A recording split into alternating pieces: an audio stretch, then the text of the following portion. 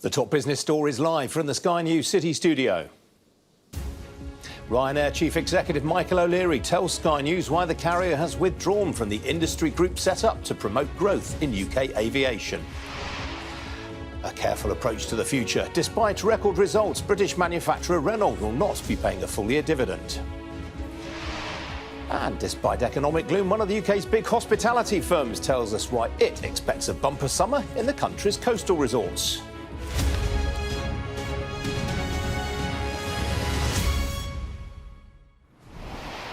Good afternoon, this is Business Live with Ian King.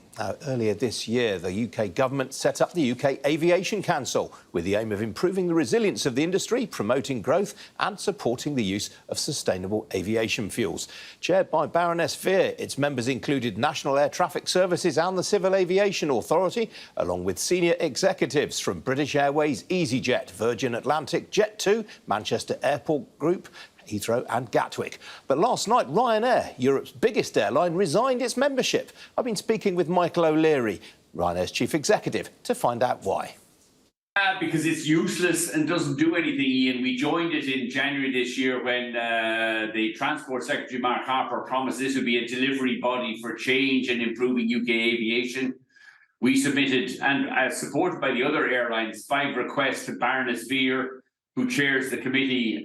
She's the aviation minister in February. We asked for more ATC and NAT staffing to improve ATC, reduce the visa fees, improve border control staffing to reduce passport control, push for EU ATC airspace reform. And she's done nothing for the last 6 months.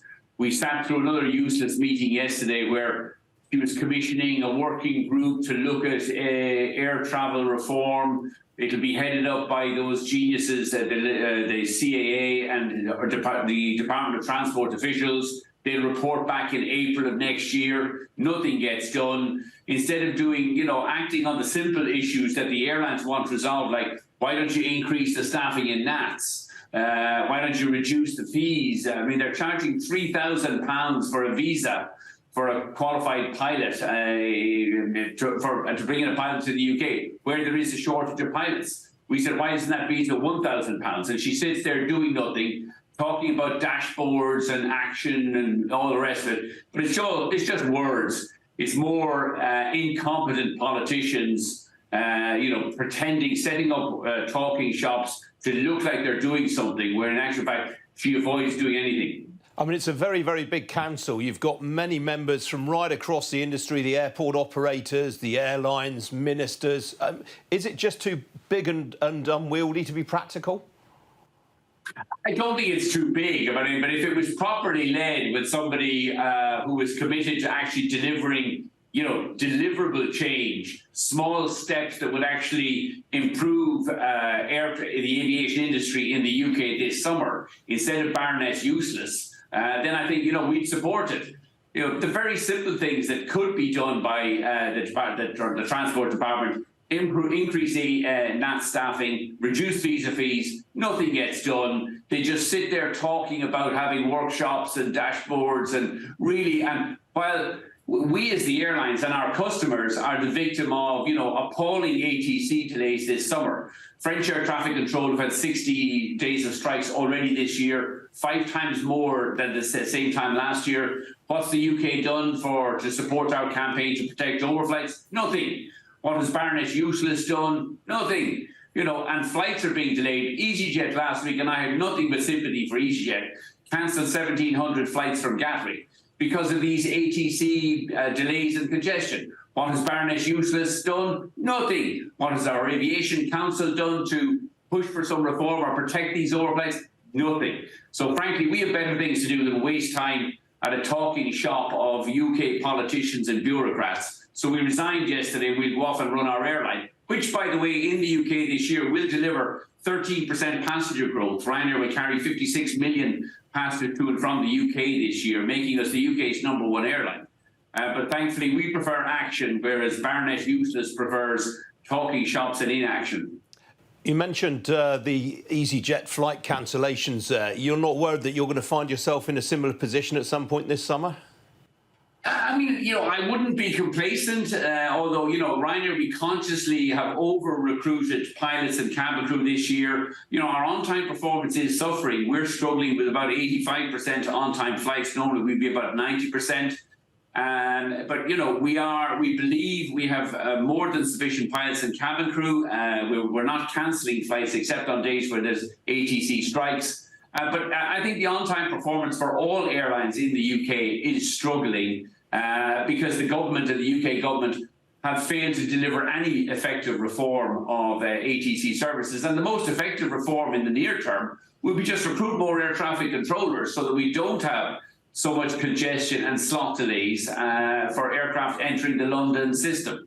It's a mess, but unfortunately, in Barnett useless, we have an aviation minister who won't do anything to help the industry resolve this mess, like increase NAT staffing and improve ATC services.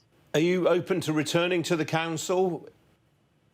Yeah, I sent my resignation letter yesterday. We'll return as soon as the Baroness or a competent aviation minister actually listens to the airlines and acts on the very simple and deliverable kind of asks that we submitted 6 months ago. I mean, there's nothing simpler than increased NAS staffing. There's nothing simpler than reducing ludicrous visa charges of £3,000 to, say, a more reasonable £1,000. But, when you have professional career politicians like Barnett useless, they always prefer to be sitting there having workshops and talking about dashboards as an excuse for actually doing something useful and delivering change and reform for aviation. And UK aviation is struggling. In a post-Brexit environment, the UK needs to be smarter and quicker.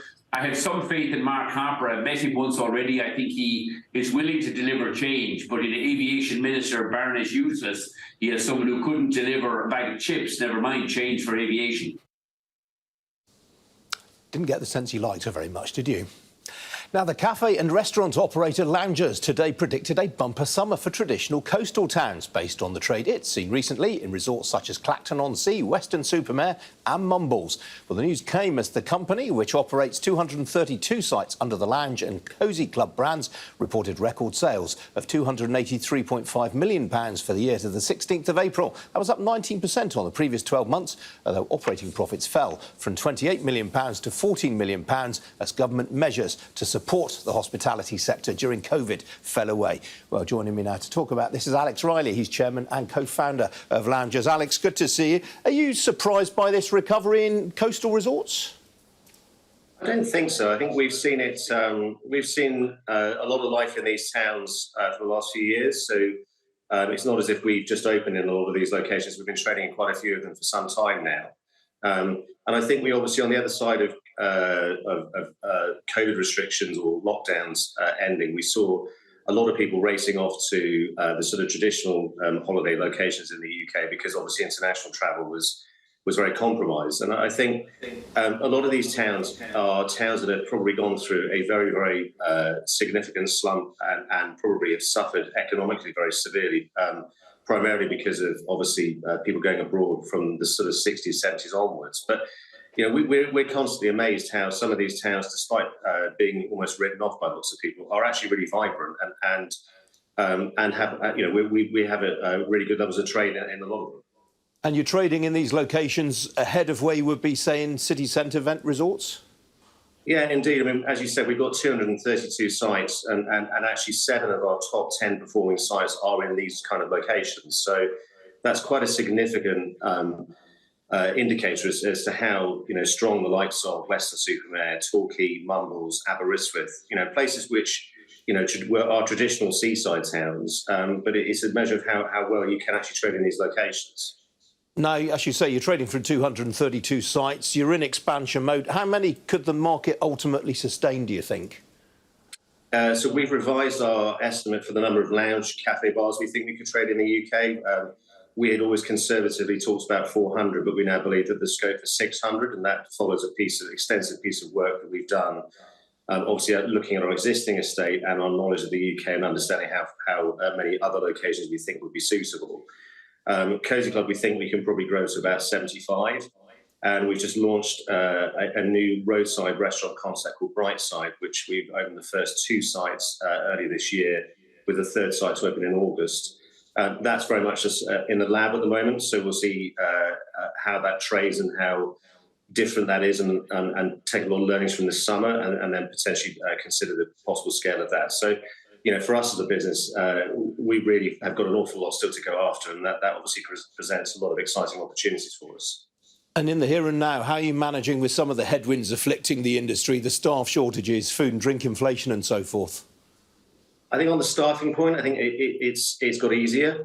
It is by no means easy, but it's easier than it was. I think the summer of 2021 was a real low point for hospitality in terms of availability of staff. And I think, we will have to work harder to attract people. We need to be promoting a more positive message about the sector. I think there's a lot of doom mongering and lots of sort of negative headlines about hospitality, but it's a sector that's still in growth. We employ an awful lot of people. And it's a great sector to really sort of elevate yourself up the career ladder, because clearly for a business like ours, we're recruiting 30 people every 10 days, new people. So that gives you a measure of how quickly we're growing, and we've got ambition to grow even more by even more sites this year than we did last year. So okay. I think the staffing issues are abating. I think inflation is something that we're constantly challenged by. I think, again, that's probably feels like that's peaked, but I don't think that the circumstances we find ourselves in now are certainly easier than they were 12 months ago. And I think there's an awful lot that needs to be optimistic. Alex, got to leave it there, I'm afraid. Good to talk to you. Hope to see you again. Thank you. Pleasure, Ian. Good to see you. Other news now, and the Bank of England says the UK's banks will be resilient even in the event of a severe deterioration in the global economy and financial markets. The bank warned that nearly 1 million mortgage holders will see their monthly repayments jump by £500 or more between now and the end of 2026. Publishing the results of its latest stress tests on the sector, the bank said major lenders have the capacity to support households and businesses through a period of higher interest rates, higher global inflation, recessions in the UK and around the world, materially higher unemployment and sharp falls in asset prices. The bank also said the UK economy had so far been resilient to interest rate rises, but repeated recent warnings that it will take time for the full impact of the increases to come through. Well, the lenders stress tested were HSBC, NatWest, Barclays, Lloyds, Standard Chartered, Virgin Money, Santander UK and Nationwide Building Society. And staying with banking, Barclays has won an appeal in a Supreme Court ruling that, had it gone the other way, could have exposed the banking sector to hundreds of millions of pounds worth of compensation claims. The bank had been sued in 2020 by Fiona Phillip, a music teacher and long-standing Barclays customer who was tricked into transferring £700,000 into two bank accounts based in the United Arab Emirates. She claimed that Barclays owed her a duty of care not to carry out a payment instruction if the bank believed those instructions were a result of fraud. The Supreme Court disagreed.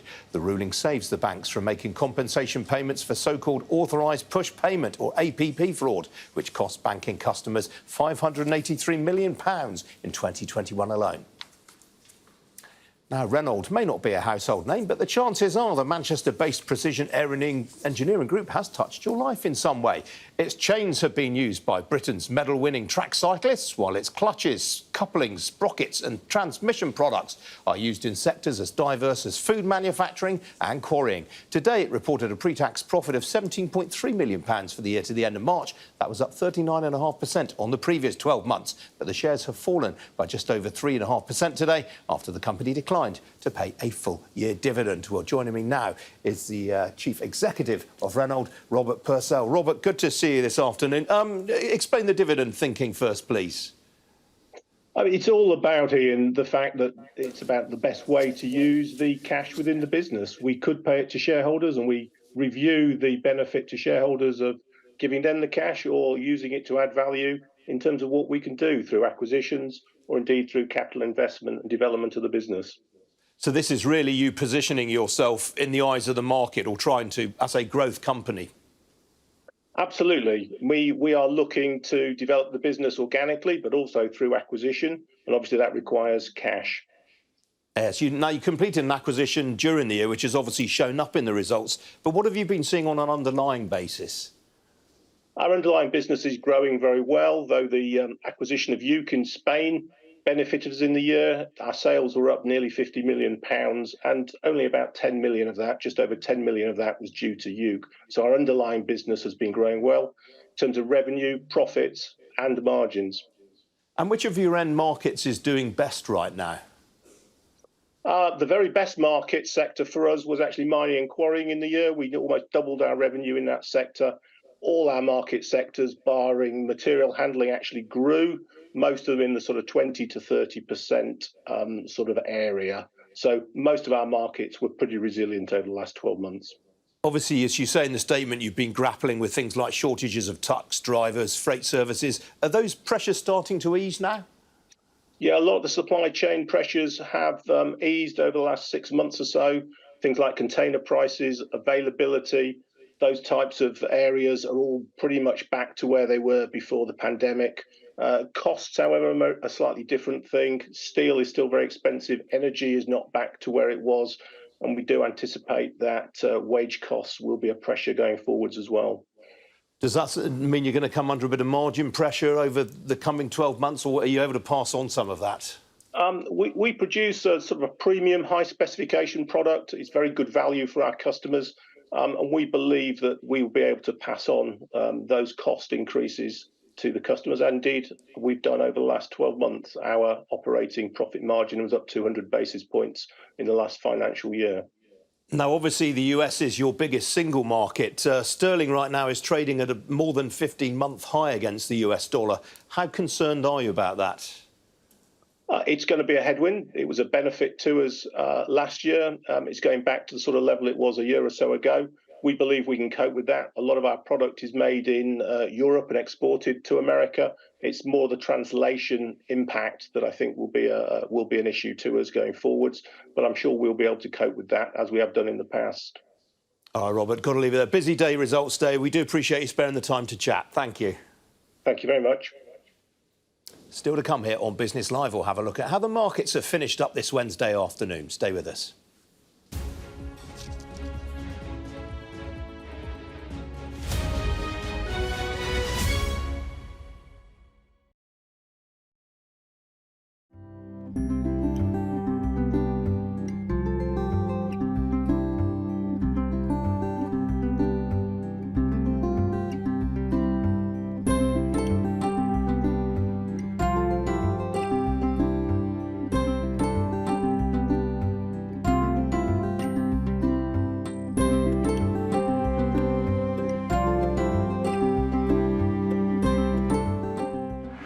I'm Becky Johnson, a Sky News correspondent, part of the team based here in the Midlands. Allegations of exploitation in Leicester's clothing factories aren't new. In fact, it's been an open secret in this city for years. Made for people who want clarity in an uncertain world. We're getting more and more stabbings, and essentially I think it's more and more younger children. As a team, we're not really surprised by anything these days.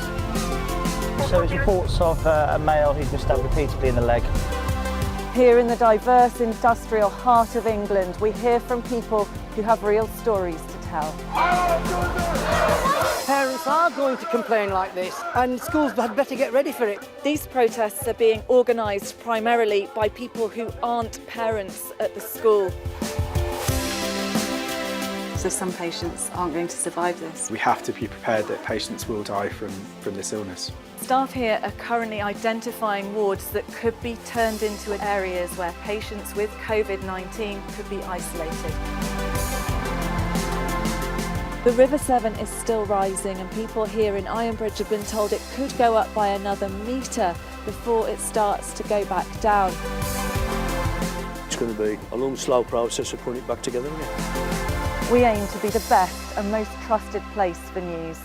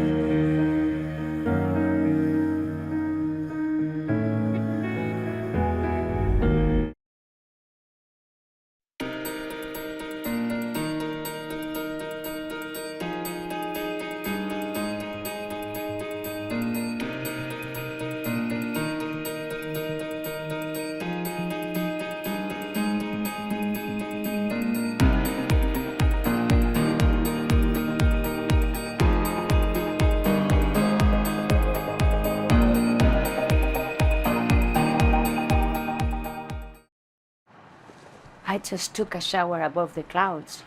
You know why? Because this is the Emirates A380.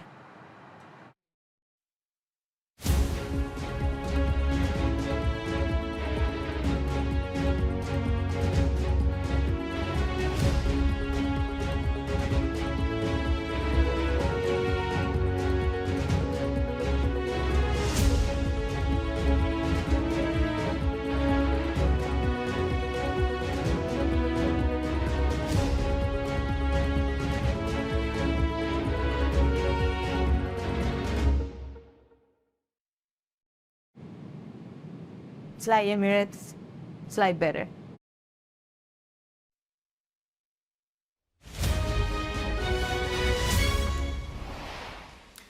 Well, the big event in markets this afternoon has been news that US inflation fell from 4% in May to 3% in June. That was lower than expected and the lowest level since March 2021. Well, the news has sent the US dollar lower on hopes that the Federal Reserve may not need to raise interest rates that much further.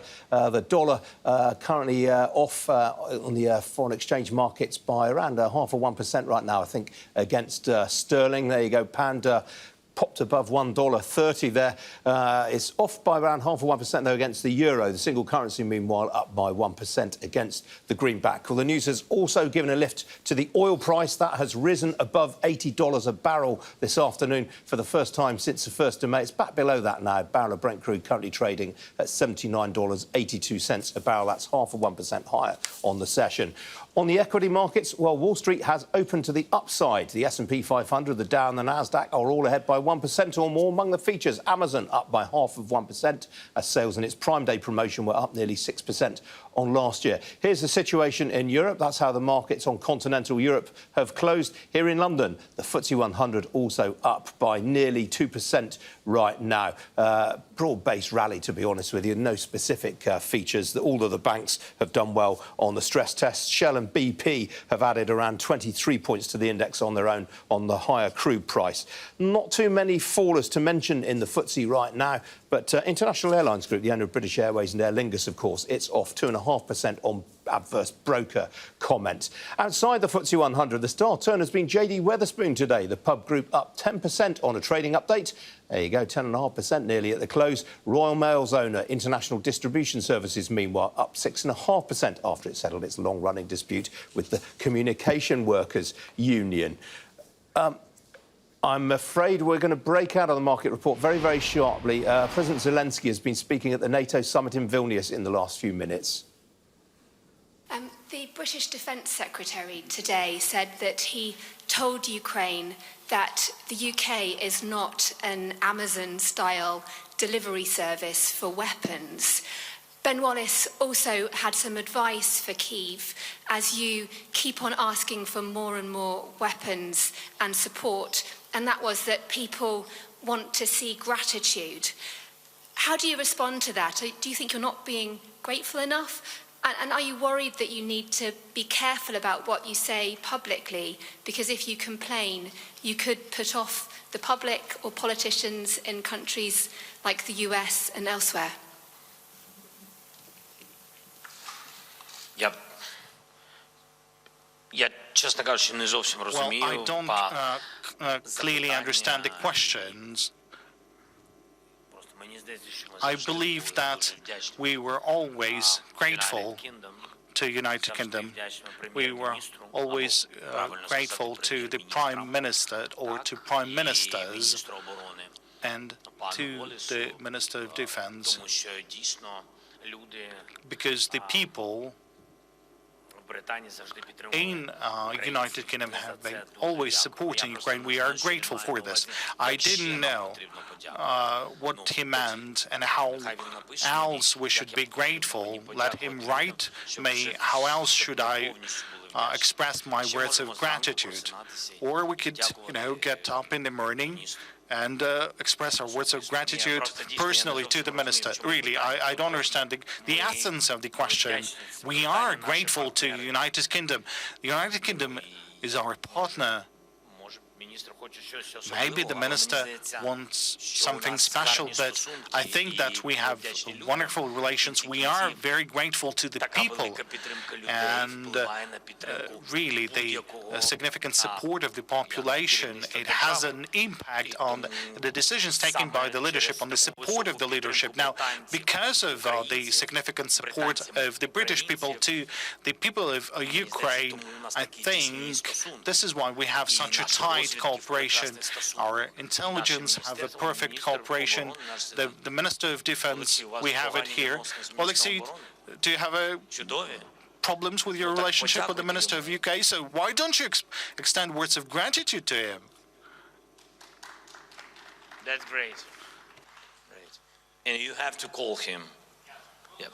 Please, today. That was President Zelensky speaking to our defence editor, Deborah Haynes. Well, back to the markets now. Joining me now is Henk Potts. He's market strategist for Europe, the Middle East and Africa at Barclays Private Bank. Henk, good to see you this afternoon. I mean, this US inflation number was really quite the showstopper. Yeah, really good news coming through. Price pressures have been easing in the United States, down to 3% year on year. Remember, that compares to a peak a year ago of 9.1%. They've decelerated for 12 consecutive months, back to their lowest level since March 2021. What we're seeing is the base effects coming through. Remember, these are year-on-year comparisons, but more fundamentally than that, goods inflation, service inflation has been calming down. And we think this is a trend that will continue. In fact, we've got US inflation averaging 2.3% during the course of next year. Why is that important? It takes some of the pressure off the Federal Reserve. Absolutely, it does. And obviously, it's resulted in a bit of a sell-off for the dollar. Does that create headwinds for UK companies doing business there? A little bit, I suppose, as you see the impact filtering through in terms of foreign exchange markets. When you look at FX markets, they tend to be driven by interest rate predictions, growth rate projections with an overlay of value. Now, the US dollar was very strong during the course of last year because rates were high, the economy was doing better. What we've seen is a real narrowing in terms of the rate differential and growth forecasts around those countries. That's why you've seen the dollar weaken. We think that will continue over the course of the next year. Now, closer to home, we had the Bank of England stress test today. I mean, obviously, there's been a lot of focus on what the governor said about mortgages, but the banks have come through this pretty well. I think they have. Listen, there was a stark warning to mortgage holders about the impact of higher interest rates. We know there's around about 10.5 million residential and buy-to-let mortgages in the UK. 8.5 million of those are on fixed-rate mortgages. 800,000 need to be refinanced during the course of this year, another 1.6 million during the course of next year. So they're going to feel the real pain of that coming through. But actually what they were talking about the Bank of England today was the impact it's going to have in terms of the banks. Now, there were some fears, particularly after all the turmoil that we saw in the United States, we could be looking at another great financial crisis playing out. But what we know is that banks are in such a different position today. If you look at capital levels, they're much, much higher. If you look at liquidity, it's so much healthier today. Leverage has come out of the system quite dramatically. And as we've seen, the banks are subjected to much more stringent stress tests. So I think concerns around a failure of a banking system undermining the global economy are structurally and dramatically come down. Which is good news. I guess the read across for house prices is not so good. It's not so good. If you look at UK house prices, they're down around about 4.1% compared to the peak that we saw back in August. Our expectation is that we will see further weakness coming through. We will see a correction playing out. We don't think that will be more than 10% peak to trough decline. So, yes, there are pressure from higher interest rates, but you should remember, UK labour market still remains very strong. If you look at the banks, they've been stress testing at much higher levels for mortgage applicants. So I don't think affordability is the same concern as we saw back in the 1990s, for example. There's also a supply and demand imbalance in the UK. And when I talk to clients around the world, they still love to invest in UK property markets. All right, Henk, got to leave it there. Great to see you this afternoon. That's it back from me. I'm back at 11:30 tomorrow. Hope to see you then. In the meantime, stay tuned. Mark Austin's up next.